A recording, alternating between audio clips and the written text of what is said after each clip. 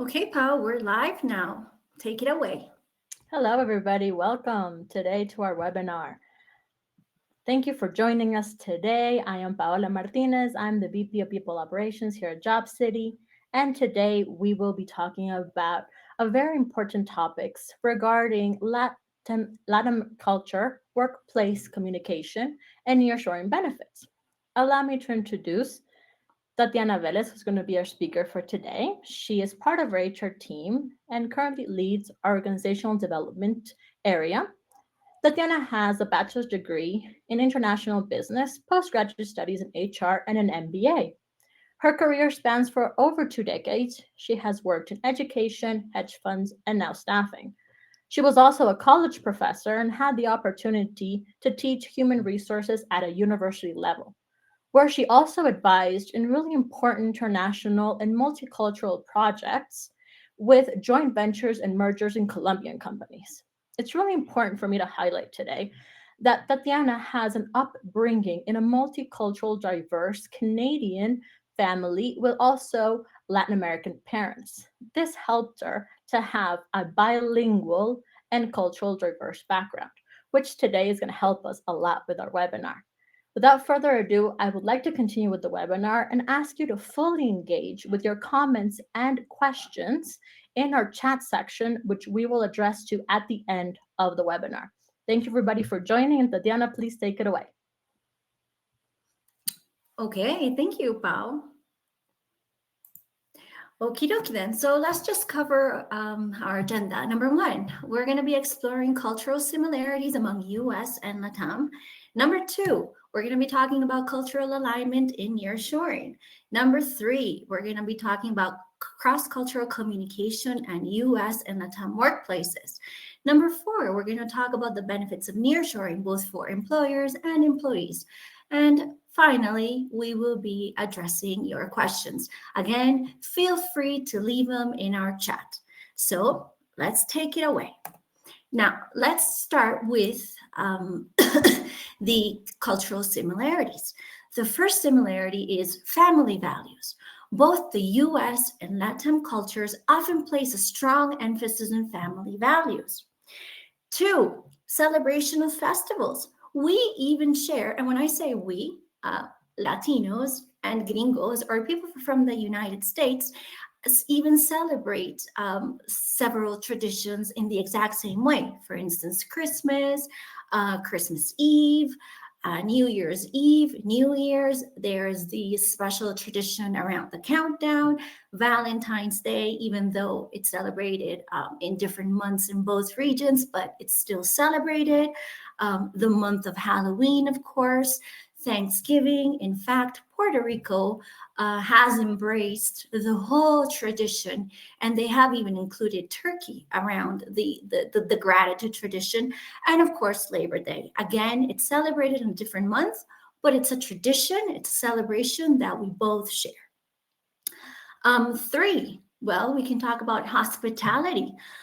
Now, while hospitality is a shared value between the US and Latin America, there are some differences in the way we show hospitality. Number one, gestures of welcome. Of course, Latinos show more physical contact. Mealtime customs. Of course, the traditional dishes differ from one region to the other. But the food is a way for for embracing social gatherings, for interacting with one another, and it's not just a matter of nurturing oneself. Punctuality. Latinos tend to be more flexible with that, while U.S. Workers and employers find it and appreciate punctuality really well. Gift giving, of course, both cultures provide gifts. The most common gifts are the ones related to the organizations that people work for. Again, food as a social bond, it reinforces the idea that food is not just nourishment, but a cultural expression that brings people together. Music and dance, of course, Latinos embrace pop country and rock. And the people from the United States, of course, enjoy, a typical salsa or bachata dance. Religious influence, of course, both regions are greatly influenced by Christianism and especially Catholicism. Work ethic, both workers in Latin America and in the United States are dedicated professionals, are committed to success, and of course, both a value of succeeding and being the best, right?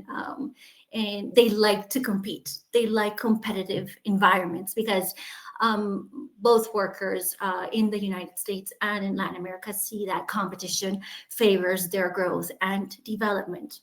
And of course, both regions are sports enthusiasm. I mean, take the US with football and take Latin America with soccer. I mean, they both want to compete in, international competitions, of course. They want to exceed, they want to win. When there is let's just take Brazil, for instance.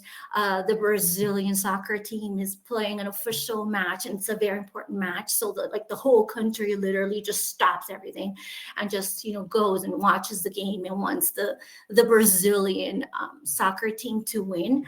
And in football, I mean, the Super Bowl, for instance, is the event of the year.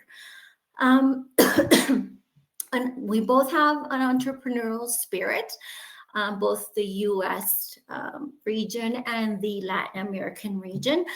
But it's with a special focus, and the focus of this spirit is innovation and business growth. In fact, just last year, LatAm continued to show remarkable growth and resilience despite the challenges, of course, that were posed by the global pandemic. Now, several key factors have made this growth possible.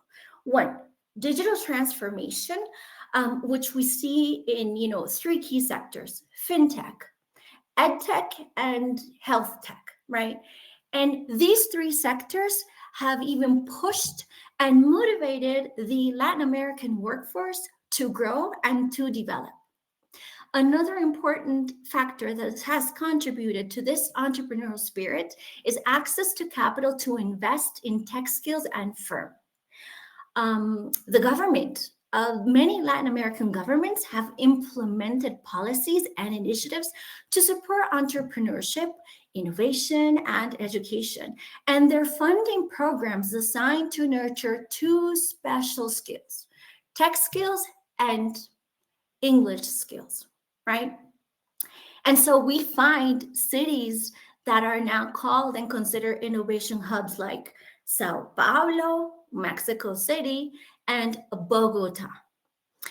Now, these cities, have attracted talent and, of course, investment, creating a vibrant startup ecosystem.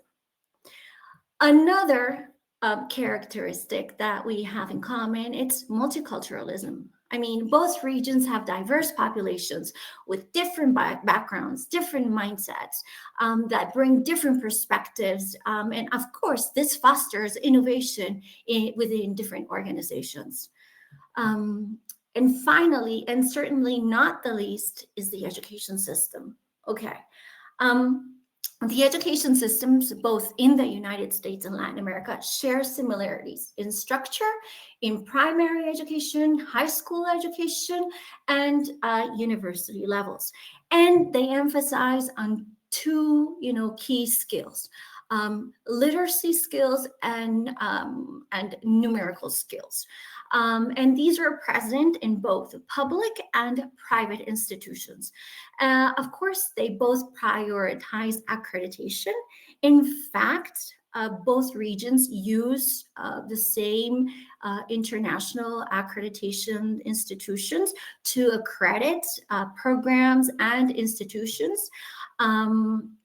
And Latin American, the Latin American curriculum is currently emphasizing on learning English as a second language.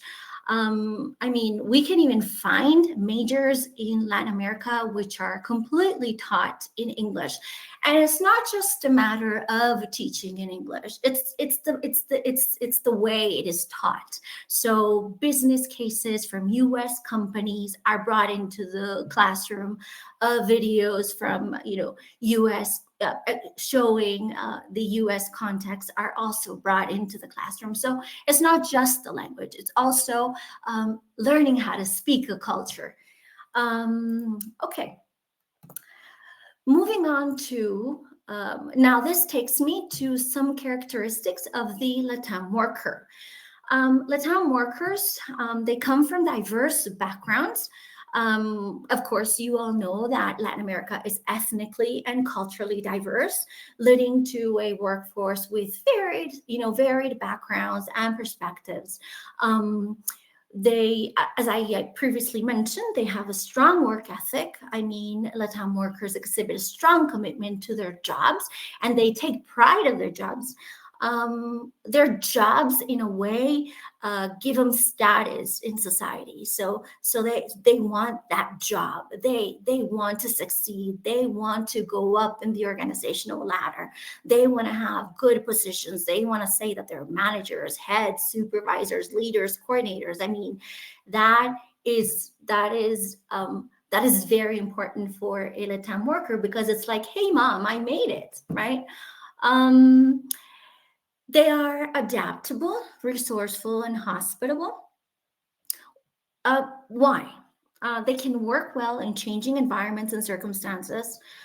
They're characterized by being resilient, because the Latin American region, has gone through, difficult political and economic situations that have, enabled the Latinos to become stronger and more resilient. They have to work with less, and because they work with less, they tend to find creative solutions with less resources. And they also have, a culture of warmth and hospitality that often translates into a friendly and cooperative approach to work.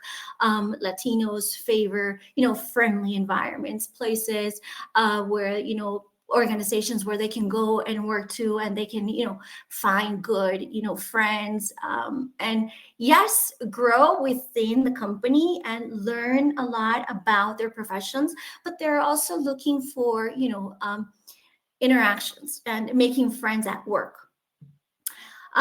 Linguistic skills, as I said, proficiency. We're not, like, Latinos are not just proficient in Spanish and Portuguese, but English is it's also part of the students' curriculum, and we see an increase in the command of the English language. This is really important. Again, it's not just that they know the language, but they understand the culture. Every time we speak a language, we're also speaking a culture. When we listen to a language, we're listening to a culture, the idiomatic expressions, the intonation, the body language, everything related to the language is directly related to the culture. Then there's respect for hierarchy. There's a strong respect for hierarchical structures and authority figures in the workplace. So LatAm workers will think it's okay to go through bureaucratic processes. They will interact easier with their direct manager than with a C-level executive. They will go through the whole bureaucratic process and the whole, hierarchy communication approach. So you first have to talk to your direct supervisor, then you go and you can talk to his manager, and so on. LatAm workers express cultural sensitivity. They're generally attuned to cultural differences, and they may have a strong sense of cultural identity. Now, an important aspect is that the US culture is aspirational for these workers, for LATAM workers. The US culture, including music, film, fashion, and technology, has a global impact. In fact, and many Latin Americans are drawn to this allure of experiencing and contributing to this influential cultural scene. Also, the United States is perceived as a diverse and inclusive society where individuals from different backgrounds, especially Latinos, can find acceptance and opportunities. So they see the US culture as the next step. So again, it's like, hey, mom, I made it again, and I made it in a North American company. Um, they're exposed to a global perspective. Latin American workers are exposed to a global perspective due to the forces of globalization. Um, of course, the remote trends have favored this easy access to global information. You just Google, you can Google anything literally, and you can find the information that you're looking for. You can even travel using your computer and learn about other places and other traditions just by clicking on a button. There's educational offerings, as I mentioned before, with international components. There's participation in global professional networks, and of course, there is language training. Now, let's see all of this in using a country comparison tool. But before I move on to that tool, I would first like to express my gratitude with the Hofstede Insights Institute, which is an organization that specializes in providing cultural insights and research based on the work of Professor Gerd Hofstede, who was a very reputable psychologist and researcher. He is best known for his groundbreaking research on cultural dimensions, which has had a significant impact in the field of cultural studies and cross-cultural management. So without further ado, I'm going to start sharing the tool. I'm going to project 2 countries here so that we can compare. So we have, you can see orange is Brazil, blue is United States, and we're going to further expand on the 6 different dimensions that the Hofstede Institute provides us. So I'm going to start with power distance. Now, Brazilian culture tends to have a higher power distance, as you see in the graph, meaning that there's greater acceptance of hierarchical structures in organizations. Employees may show more respect for authority figures and may be less likely to question decisions made by superiors. So if a Latin American worker thinks that his or her boss is incorrect or is not doing something appropriate, or does not agree with what the boss said, most likely they'll just keep quiet, right? Because they don't think it's appropriate to question authority. And because they accept this power distance, there are lots of hierarchical structures in the workplace in Brazil, and bureaucracy is accepted. Not only accepted, but fostered and nurtured. And like everybody thinks like it's okay. In the US, There's generally a lower power distance, as seen in the graph. American workers may feel more comfortable interacting with supervisors on a first name basis, even, and are more likely to engage in open discussions and challenge authority when necessary. Like, hey, I know you're my boss and I know you said that, but here, you're wrong, or you need to change your perspective. Of course they're gonna say it in a polite way, but the point here is that if they need to question authority, they will question authority. Moving on to the next dimension, as you see in the graph, um, individualism versus collectivism. Now, Brazil leans more towards collectivism. Brazilian workers often prioritize group harmony, loyalty to their teams, and building strong interpersonal relationships. So teamwork and collaboration is highly valued for sure. Many decisions are made in groups, and like everyone has something to say. So there's like, okay, so what do you think of this presentation? Do you agree? And until like, and unless like they will have everybody agree before sending the presentation to an important client, for instance, right? Because everybody has something to say, and yeah, everybody's opinion is welcomed. In the US leans towards more individualism. I'm not saying that teamwork is not appreciated, but American workers often emphasize on personal achievement, self-reliance, and autonomy. They may focus on individual goals and performance. This makes them more independent. So it's okay to find a Latin American worker more dependent, right? And I will explain that in a little while when we get to the uncertainty avoidance dimension. Now, moving on to masculinity and femininity. I first have to clarify that this dimension does not refer to a chauvinistic country or a chauvinistic dimension whatsoever. It's just it talks about different topics, and with the example you will see the definition and the emphasis.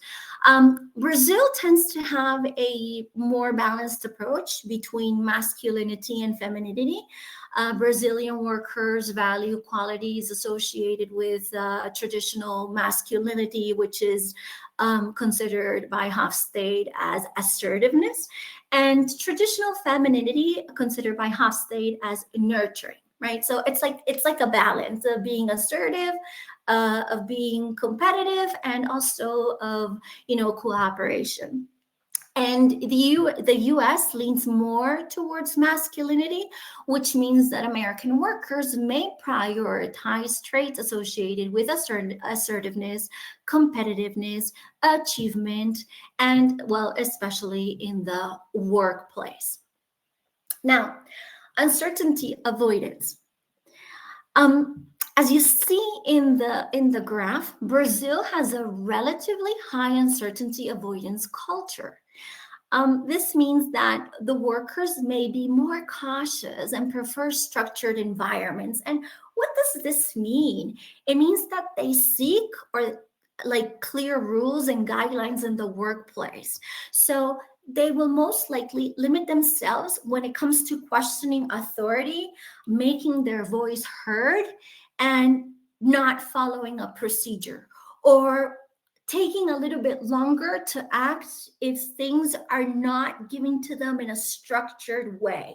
So this is what you're going to do first, second, third, fourth, right? Or at least this is what you're going to do. These are the resources you're going to have, and this is the expected outcome, and these are the general activities. So most likely they will, if they don't have the whole structure, they will wait before acting. It's not like they're not going to act, no, but they will wait and they will confirm with their manager because they are afraid of making mistakes. Again, because of the uncertainty avoidance I mentioned.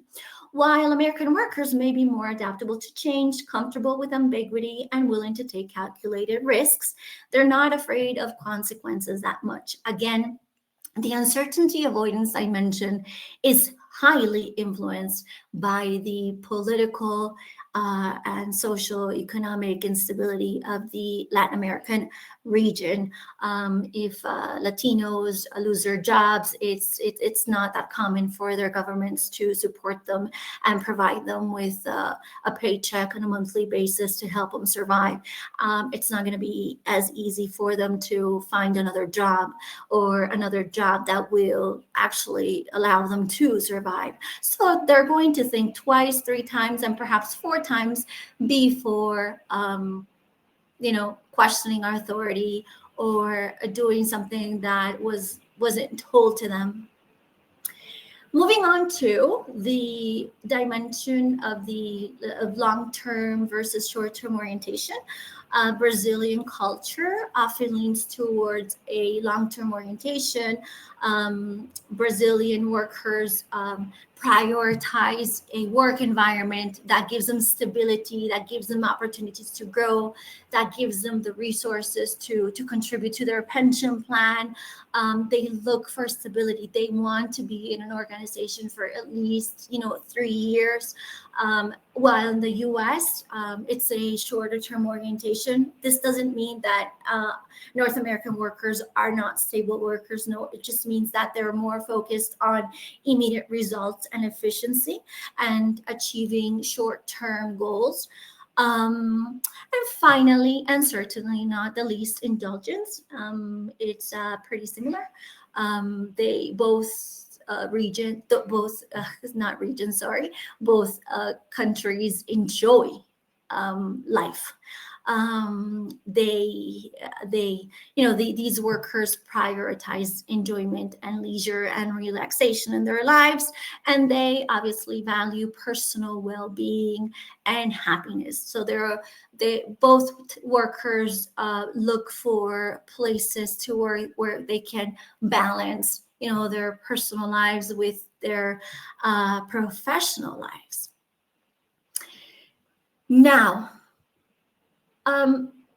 another important, I'm going to move on to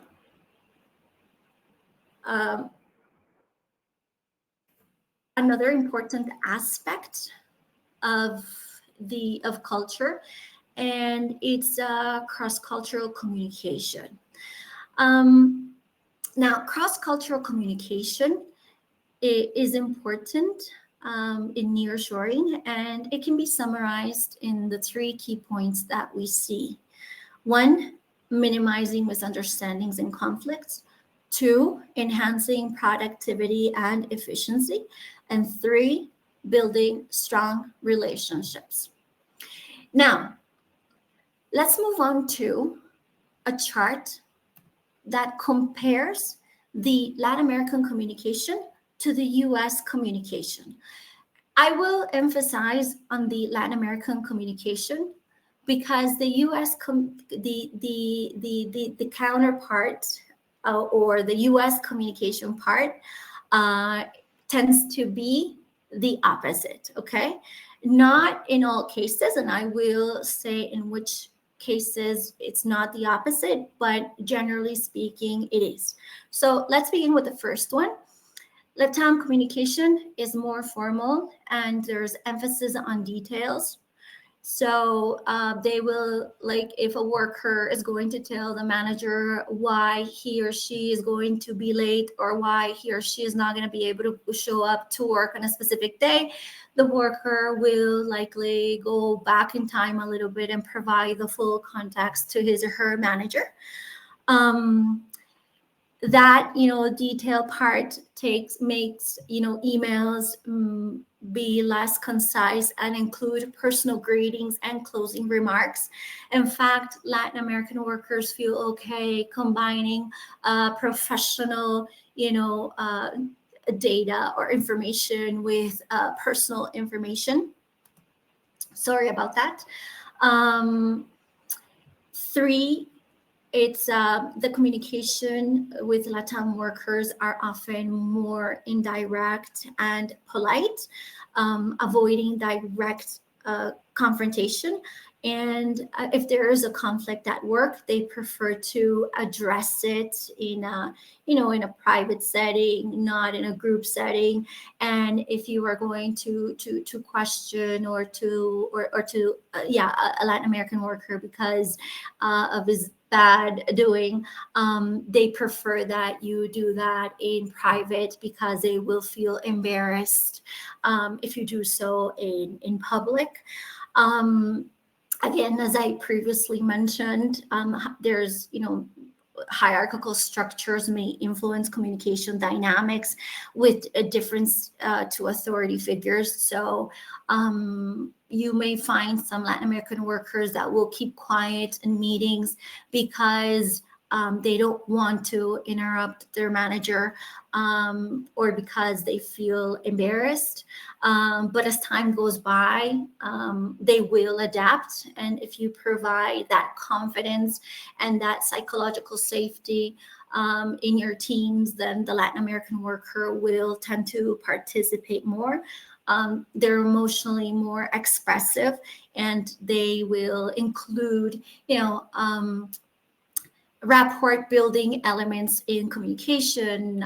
They will favor small talk. So most likely a 30-minute meeting will, that those 30 minutes, 3 or 4 of those minutes, sometimes even a little bit more, will be used towards personal matters.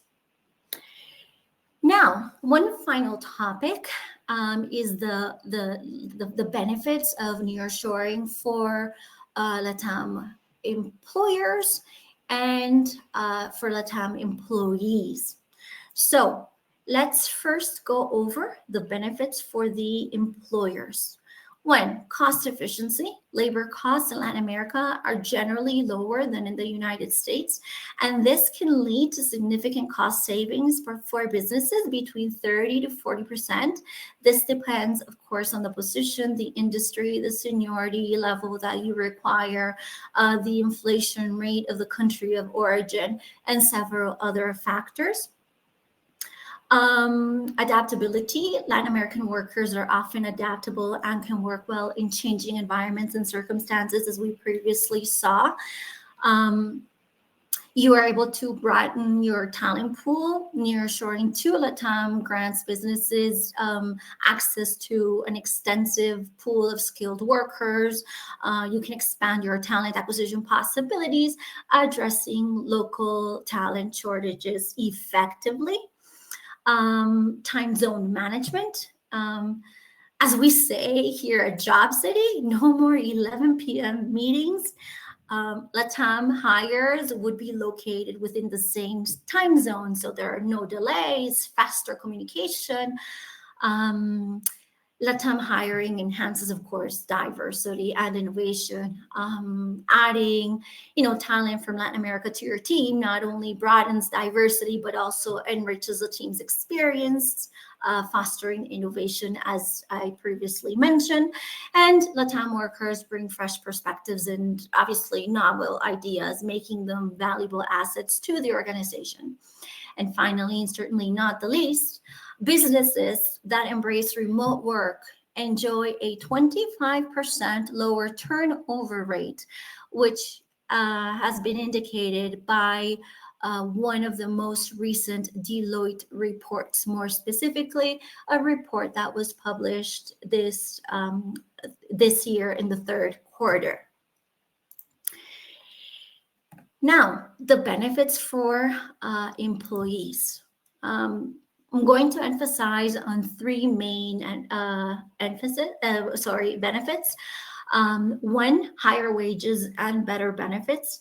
2, improved career opportunities. Nearshoring gives workers the opportunity to work on global projects and learn, of course, from experienced professionals from other countries. It's positive. It's a positive impact on the local economy because, nearshoring creates jobs, right? and these jobs generate revenue. And this can benefit workers and, of course, their communities, because the workers will have, more purchasing power and will make the economy more dynamic. And I will leave you with this food for thought. The trend of nearshoring, driven by the advantages of combining remote work and global talent acquisition, is expected for continued growth in popularity. Thank you. Pau, do we have any questions in our chat? Yes, Tati, some questions are coming in, but while I wait people to write all their questions, please do so right now. I wanted to, first of all, thank you for this important information. And if anybody would like any specialized training in this topic, please be sure to reach out our VP of Sales with the email that you see on screen. Or if you would like to hire your top IT professionals or BPO professionals from LatAm, you can also reach out to our VP of Sales. So I see that we have some questions that are coming in. Let me start to read them. Alrighty, the first one that we had was, what motivates a LatAm worker, Tatiana? Okay. Many things motivate a Latin American worker, but I would say that the most important driver motivation is that it's stability in the workplace and the ability to grow, and not necessarily in position, but in terms of opportunities for the worker and their families. Alrighty, thank you. We have a next question that has a lot of votes. First of all, it says, hi, Tatiana. Thank you for all this useful information. I have a question. If a LATAM worker doesn't participate in meetings, how can I encourage them to do so? I think that's really important to talk about. Yeah, I love that question. Remember the power distance dimension and the uncertainty dimension? Well, those two dimensions play a great influence in the workers' behavior, because they don't participate in meetings not because they don't want to or because they don't know, but because it's a sign of respect. They're respecting other people with with a higher position within the organization. And so my recommendation is for you as a manager to provide psychological safety. And what does that mean? It means for you to genuinely say, hey, you can literally say anything that you want, as long as it's respectful. You can make your voice heard. You can criticize, but if you're going to criticize, you propose. And just let them know, just like be direct and say that, hey, you can participate, you can contribute, you have something to bring to the table. Do it, no matter what. Don't be afraid of the consequences, and be coherent.